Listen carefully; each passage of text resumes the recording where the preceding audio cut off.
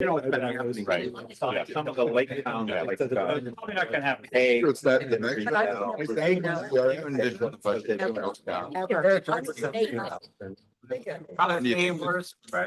Order, pledge allegiance, provided comments. Pledge allegiance to the flag of the United States of America and to the republic for which it stands, one nation, under God, indivisible, with liberty and justice for all. Do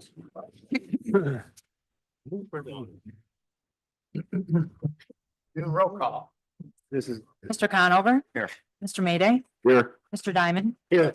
Ms. Gilligan. Here. Ms. Turner. Here. Mr. Bruno. Here. Mr. Driscoll. Here. Mr. Patchett. Here. Mr. Drossy. Here. Mr. Bean. Mr. Cressito. Mr. Merlino. Here. Mr. Stroud. Here. Mr. Wild. Here. Mr. McGowan.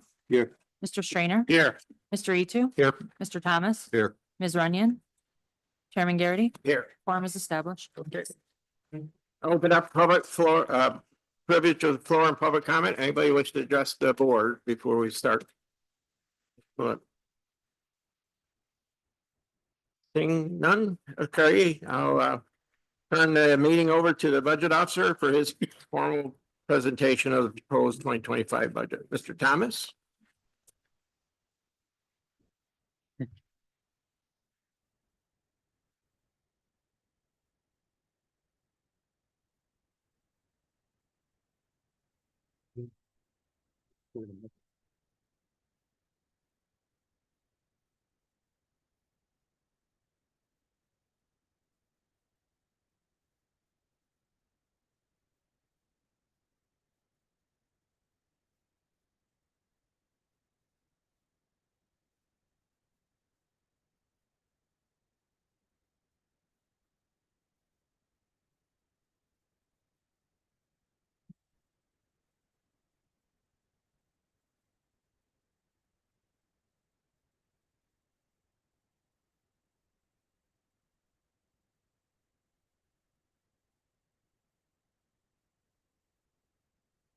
Okay, good morning, everyone.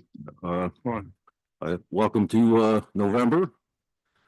I trust everybody had a good Halloween, and I see by the pictures, everybody did. Congratulations to the treasurer's office for the winning the contest. Very good. I'm here today to propose a tentative 2025 Warren County budget. I think this is number 14, if I'm not mistaken. I want to thank Chairman Garrity and the board for this opportunity to serve as budget officer for Warren County again.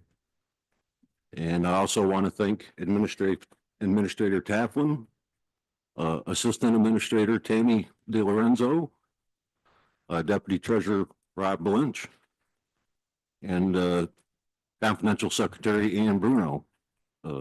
They're very much a part of this budget. Without them, there wouldn't be a budget. I also would like to thank our department heads. On July 16th, we had a meeting with the department heads. I requested a 5% reduction. I knew this was a reach for most departments. Some achieved that. Some remain relatively flat. Most all tried. And some it was just not possible. I very much appreciate their efforts and I thank them, not only with the budget, but with everything they do. And I sort of understood and knew at the time that 5% was going to be difficult to achieve. This proposed budget for 2025 is $207,149,893, which is an increase over 2024. That was $192,837,622. That's an increase in expense of about $15 million and also an increase in revenue of about $11 million. If you recall, in the 2024 budget, I removed approximately $5 million of requests and expense. that the board, after the first of the year, reappropriated. And that kept the county within the tax cap for 2024. That opportunity and the fund balance are not available for this year and not possible. So the 2025 proposed budget will exceed the tax cap for the first time since Governor Cuomo instituted it quite a few years back now. The board has enacted a local law authorizing to go beyond the tax cap. The tax cap is at 2.48%, which is approximately $1.2 million. We've exceeded that by just over 2 million.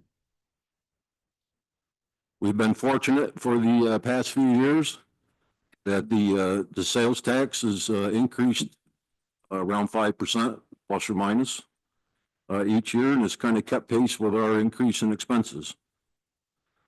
However, it has slowed this year. Currently, it's about 2.4%. So in this budget, the sales tax amount will be 74.4 million. That's within the budget. Again, half of this is distributed to the towns, and 2% of the remaining county funds goes to the city of Glens Falls by contract, which is nearly $800,000. This is up from $70.5 million in 2024. The proposed levy for the property tax is $53.3 million, and that's an increase from just under $50 million for 2024. However, we're fortunate. The growth of the value of the county at 100% is over 16 billion, is up to over $16 billion, which results in a 2-cent reduction in the overall tax rate. I believe it's about $3.26. In 2024, the county has experienced several things. One was the unexpected weather events. One was the rainstorm in December of 23 that cost us a considerable amount of money, and we ended up borrowing money to do the repairs, not only to the roads but to the rail line.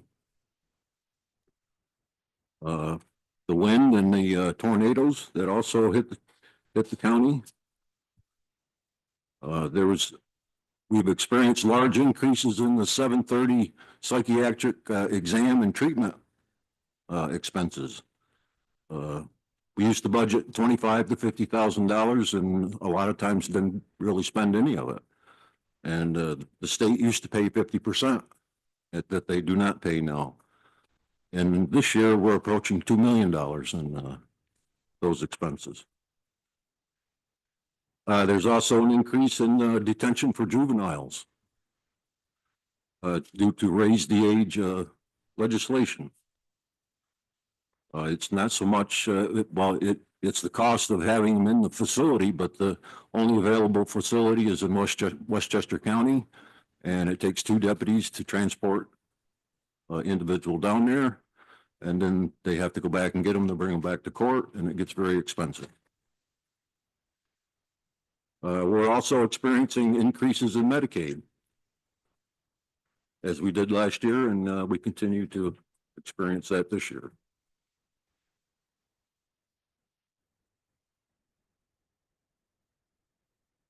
The board did approve, and we combined 2 departments, civil service and human resources, and that resulted in approximately $100,000 in savings. While there's a cost to the county, in January 2025, the county will begin hauling waste and recyclables for the towns. There was an increased cost of two container trucks and 2 to 3 positions. But results in approximately a 50% reduction in the hauling fees for the towns, which I think is from my perspective is a good thing for the county to be doing. There was an additional 169,000 as agreed to SUNY Adirondack. This is, I believe, year 2 of 5 to increase our sponsorship to get it up to our 1/3 of 33%.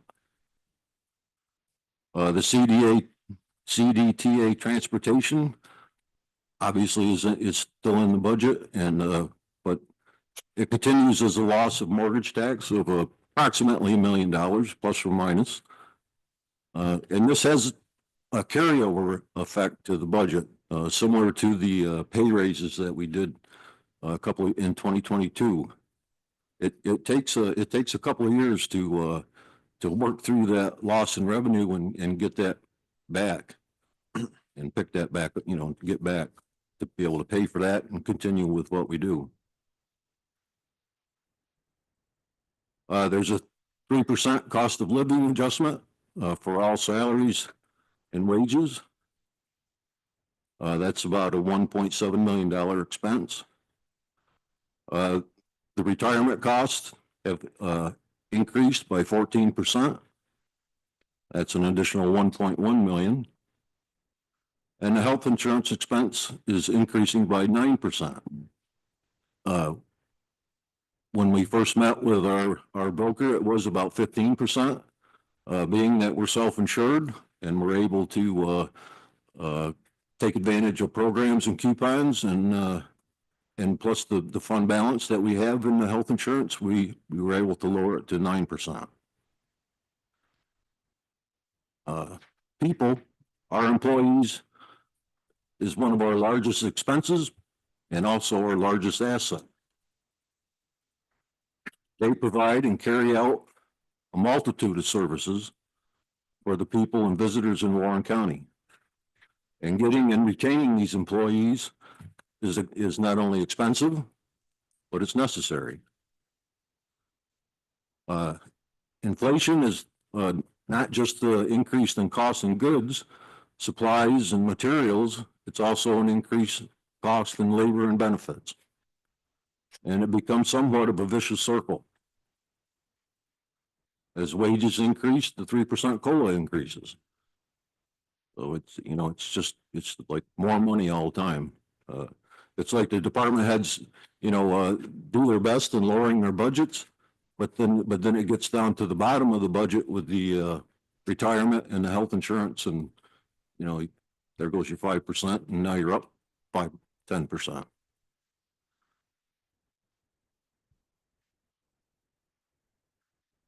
New York State does provide the county with revenues. However, that within their various programs that they've established, they managed to shave and shift the programs so that the state controls, and they tend to lessen this expense for themselves and push this onto the counties. And this has been going on for years.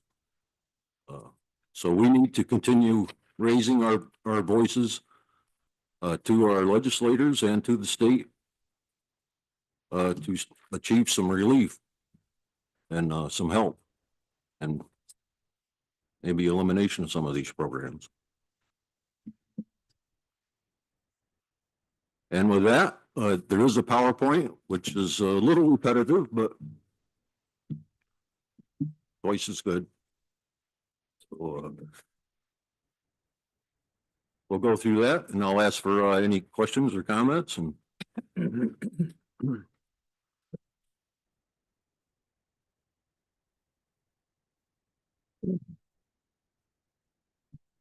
we have goals of this budget, and it's to responsibly invest in the county resources, to protect the county's long-term financial position, and to ensure salary and competitiveness with the county workforce. The first goal, responsibly invest in county resources. This budget includes gross appropriations of 207 million plus, which is an increase from 192. In 2022 and 2023, Warren County created a road strategy and borrowed 6.2 million dedicated to catching up of paving projects throughout the county. For 2025, the county road budget has been increased by 1.1 million. The 2025 budget includes continued investments in the CDTA transportation and also the continued commitment to SUNY Adirondack to bring our sponsorship levels up to the initial goal of 33% over the next 5 years.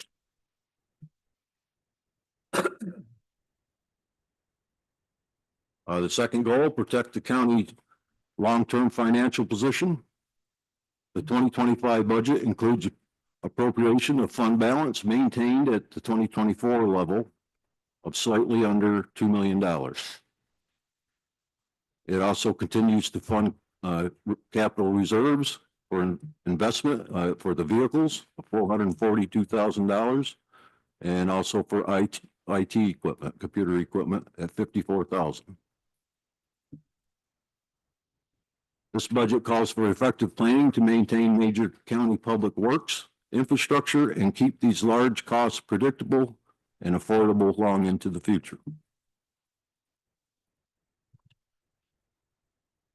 Maintain salary competitiveness. As with previous years, the majority of the 2025 budget increase is due to cost of living adjustments and increased retirement costs.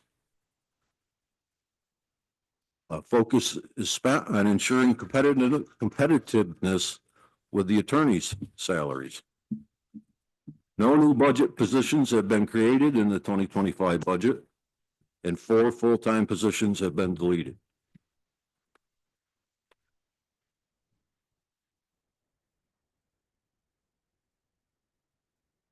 Despite efforts to continue our compliance with the property tax cap, the 2025 proposed budget represents a tax levy increase of 6.62% over 2024, which is $2,085,986 over the tax cap. The tax cap allowed for 2.48% or $1,213,341 for an increase from the 2024 tax levy of $49,816,409. The proposed budget calls for a levy of $53,115,736 and represents an increase of $3,299,327 over 2024. This proposed levy means the county tax rate will decrease approximately 2 cents per $1,000 of assessed value from $3.28 to $3.26 per $1,000.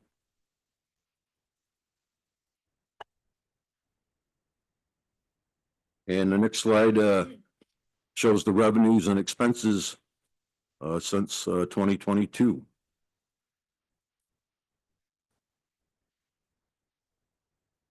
And it's on a pretty steady increase up, at least the expense side. But the next slide is the full value tax base, and as we can see, that's been on a steady increase for about 5 years now, and that's good news for everyone. Spreads the taxes out to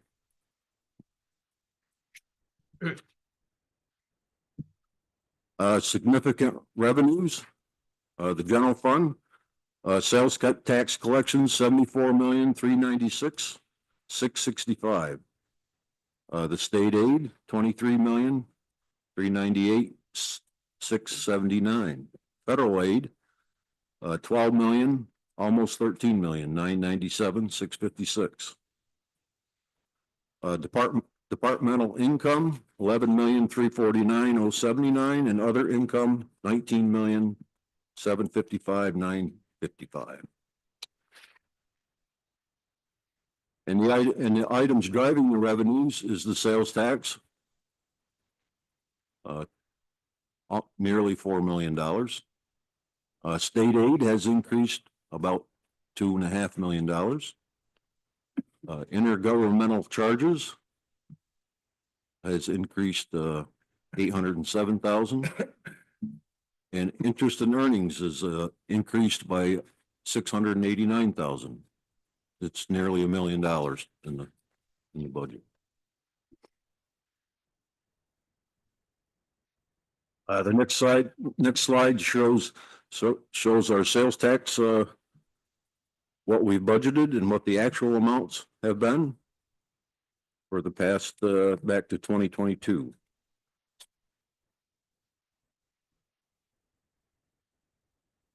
I think in 2023, yep, 72, almost 73 million.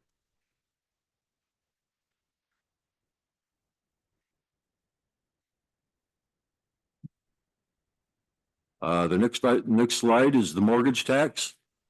And you can see we started in 2021 about 3 million, and now we're down to about 2.1 million. And that's due to the additional mortgage tax for the CDTA transportation. Again, significant items driving in the increase in appropriations is wages. 1.7 million, retirement 1,123,000, health insurance nearly $800,000, county road projects 1.1 million, increase in sales tax payments to Glens Falls and towns 1,744,693, and our debt service is increased by 1.7 million.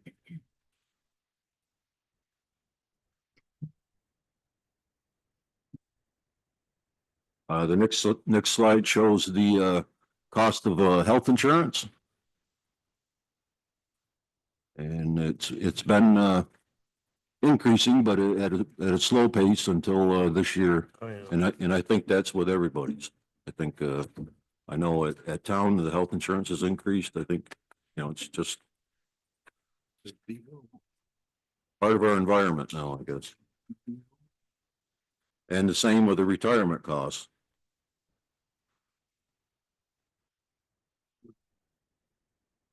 Again, the wages go up, the retirement costs go up. I don't know, it's 14%, but anyways.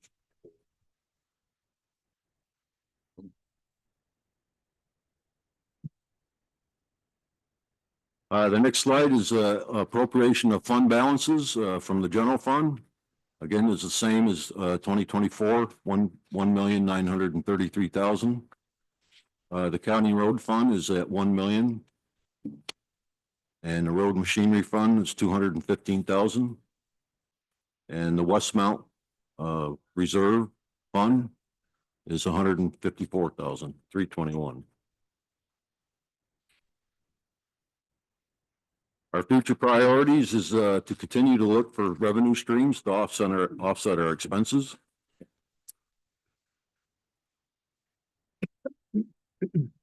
Continue to advocate for state funding for underfunded state mandated programs, including Medicaid, youth detention, and court-ordered competency restoration.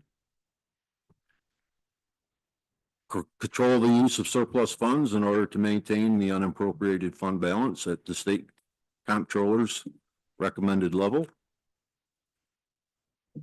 Increase investment in Warren County building infrastructure to avoid higher costs in the future.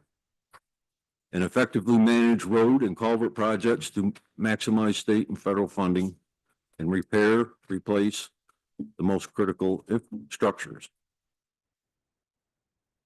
And that has become more expensive also because of the change in regulations with the culverts. for climate resiliency. Calls for the culverts to be larger, and then also there's a lot more engineering, a lot more study of wetlands around the culverts, which, you know, it's not a big surprise that there's wetlands around culverts where the water is, but we have to look at it and be critical about it. And all that leads to greater increased cost of replacing these culverts. And the last one is to continue to invest in the workforce to enable recruitment, retention, and continual employee development.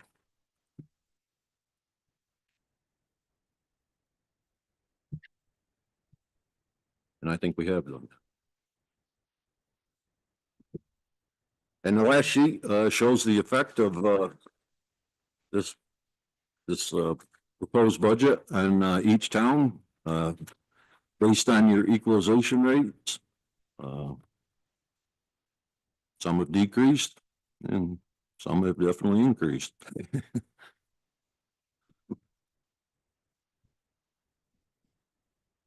With that, I'll ask for questions or comments or, yes, Mr. Bruno?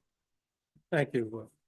I'd just like to thank Supervisor Thomas for a great job, good presentation, and a great job over the year and over the years.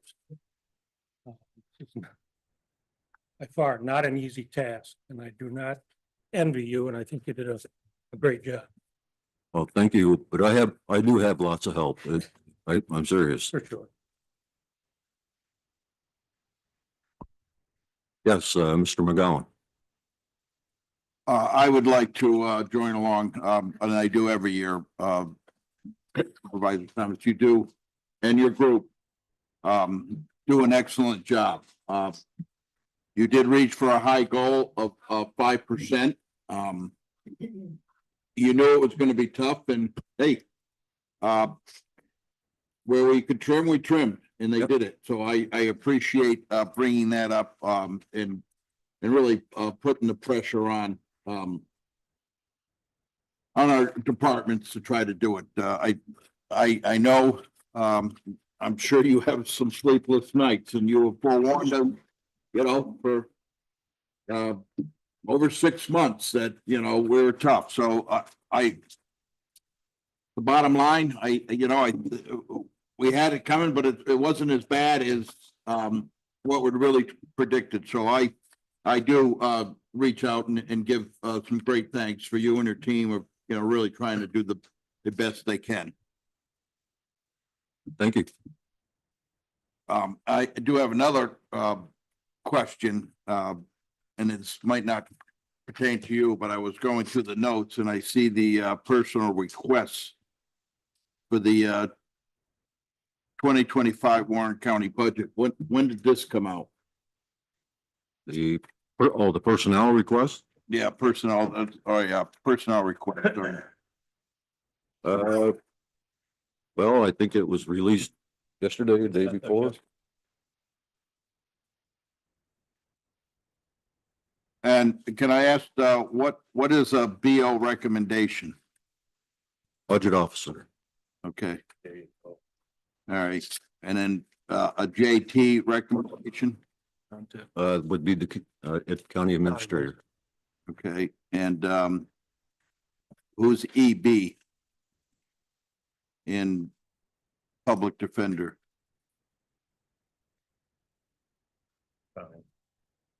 The Eddie Bauer?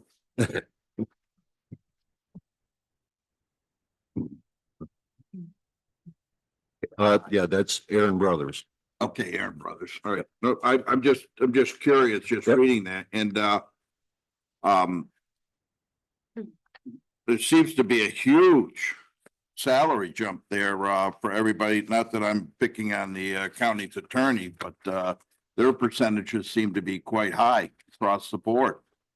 I know they work hard and I'm not saying that, but, you know, but just going down and Yeah. you know, it all adds up. I just was wondering how these all came about and then we're just handed this and I'm just viewing this today. Well, the money for the attorneys is this year will be grant money. How long that will continue is questionable. It's felt that by the district attorney, and I probably shouldn't speak for the district attorney, but he said that, you know, he has people that have been there for 10, 15 years as assistant DAs, and he would hate to lose them. He feels that if they don't get a bump in their salary, that he could very well lose them to surrounding counties and other places. And that's the reason for the. Well, I understand the district attorney's office because I know he's talked about that. You know, but I'm looking at the county attorney's department.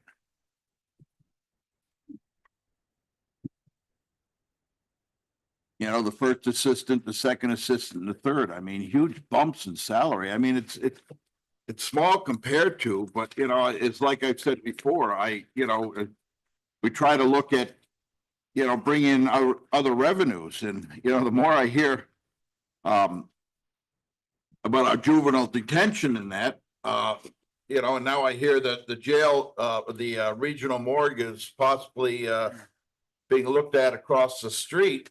We still got that jail there. Why don't we look into a regional detention center? You know, we already got bars on the windows, right? Yeah. I mean, and you really can't throw them in jail.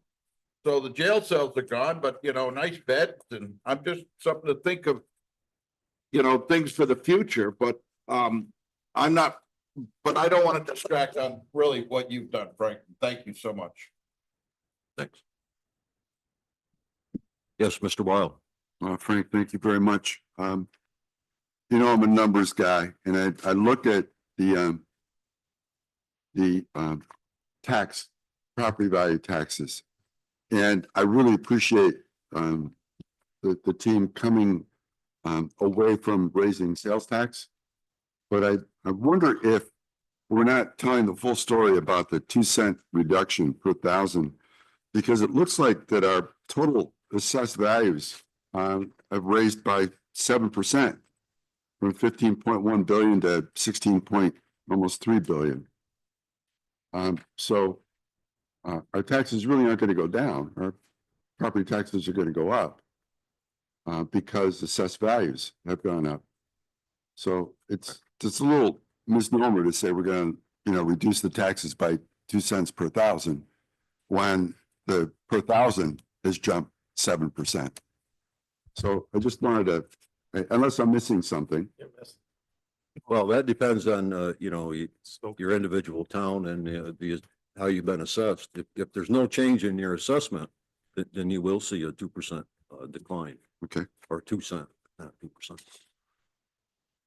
I know my assessment. If your assessment's been increased, then obviously you're not going to see or if your equalization rate has fallen, you're going to see an increase in your taxes. But it's going to be pretty much across the board though, right? It's going to be less than the sales tax. Obviously, I'm happy for that, but.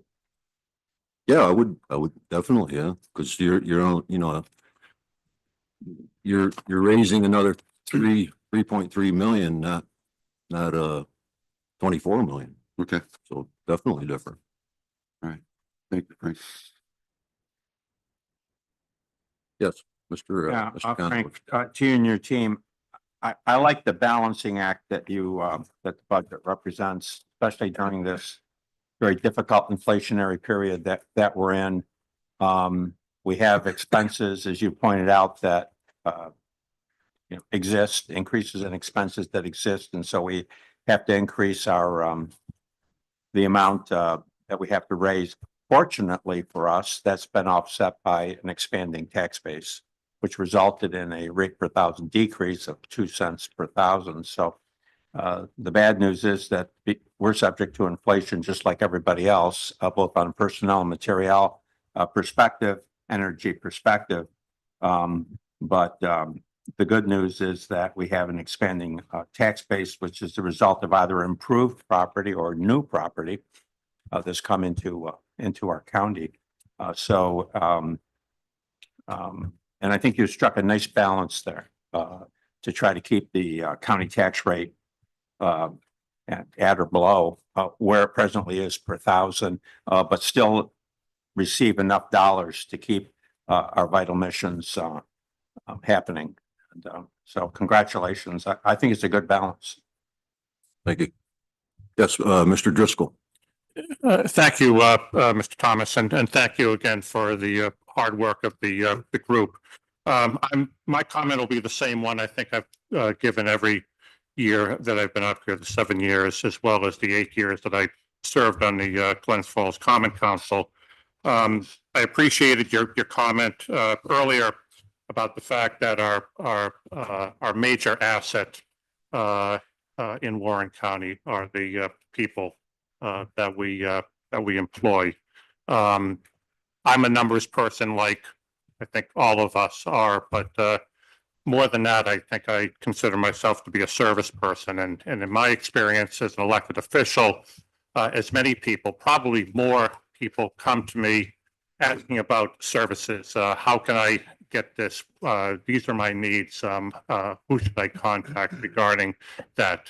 Certainly people are concerned about taxes, but they also want to make sure that we have quality services programs for across the board in all of the departments that they can count on, that they know that they're intelligent, hardworking, knowledgeable people staffing those departments, and I think that it's a double-edged sword as far as budgets go. There's the numbers, but also the quality and accessibility of programs and services across the board in all of our communities and at the county level. Thanks. Yep. Thank you. Mr. Bruno. Thank you. Just had a question on the fund balance appropriation. There's 4 items there. I understand the first 3. What's the Westmount? Small, but still, I'd like to understand. That's a reserve that pays for legacy cost for the Westmount. It came from the sale of Westmount, and it was put into a reserve so that we could cover retiree health insurance and whatever other items might come up. Thank you. Anyone else? Okay. Thank you very much. Turn it back over to Chairman Gertie.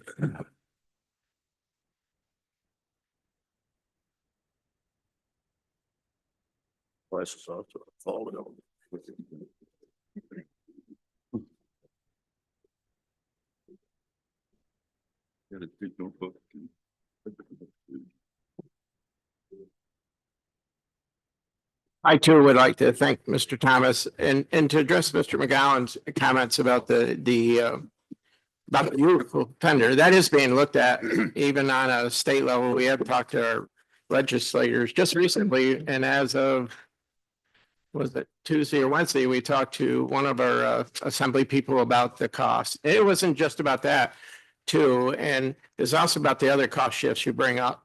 There's been a lot of cost shifts from Albany to the counties, and it seems the Medicaid, that's a big cost shift that we're learning to accept, but the mental health evaluations and sending them away, it doesn't just affect us, it affects every county. So as you said, we do advocate through NISEC. We are advocating one-on-one with our legislatures. And then the detention for youth has just, that just came up, and they are looking at a somebody's proposed a closed state facility near us that maybe could be used for that, but you never know. I mean, it's, and I'll relay something perked my interest again.